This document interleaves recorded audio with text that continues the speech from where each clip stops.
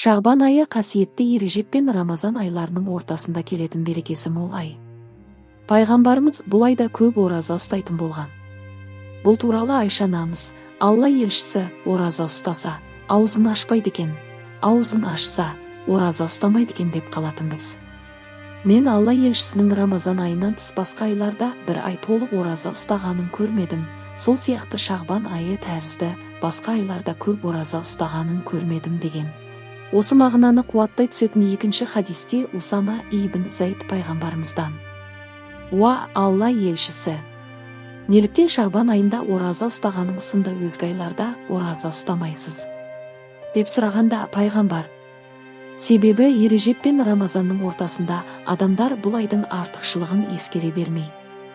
Бұл айда адамдардың амалдары әлемдердің раббысына көтеріледі. Амалдарын көтерілгенде ораза болуды қалаймын» деп жауап берген.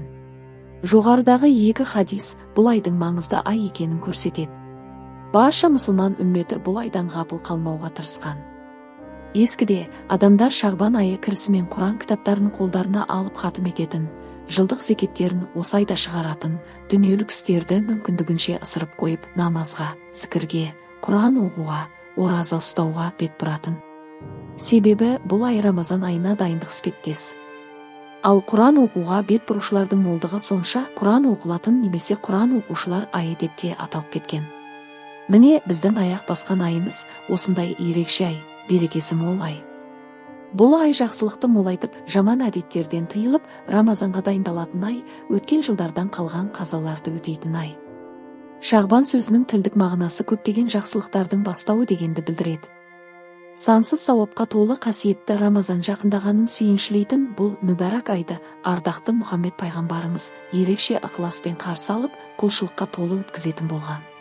Алдағы Рамазан айына дайындық жасап, айналасындағы сахабаларын соған үндеген. Әбу Әмәмі әл-Бахилиден жеткен хадисте: «Шағбан айы кіргенде өздеріңізді тазалаңыздар және ниеттеріңізді дұрыстаңыздар» деп өсиет еткені айтылады. Алланың сүйікті елшісі Шағбан айындағыдай айлардың ешбірінде жиі ораза ұстамайтын және бұлай деп өсиет қалдырған: «Шамаңызға қарай амал жасаңыз. Өйткені сіз жалықпайынша Алла да сізге жалығатын амалды жүктемейді. Алланың құзырында қабыл болатын амал аз да болса игі істің тұрақты жалғасып тұрғаны» дейді. Ендеше берекеге толы Шағбан айын бекерге өткізіп алмай, күндіз ораза ұстап, түнде құлшылық жасаған дұрыс. Бұған қоса сүйікті пайғамбарымызға салауаттар арнаған жөн. Ардақты Мұхаммед пайғамбарымыз Шағбан айы келгенде: «Алла тағалам, Ережеп пен Шағбан айларын берекелі қыла көр, бізді Рамазанға аман есен жеткіз» деген дұғасын жиі айтатын болған. Бізге де бұл мүбәрак айды берекелі етіп құлшылықпен өткізуді нәсіп етсін.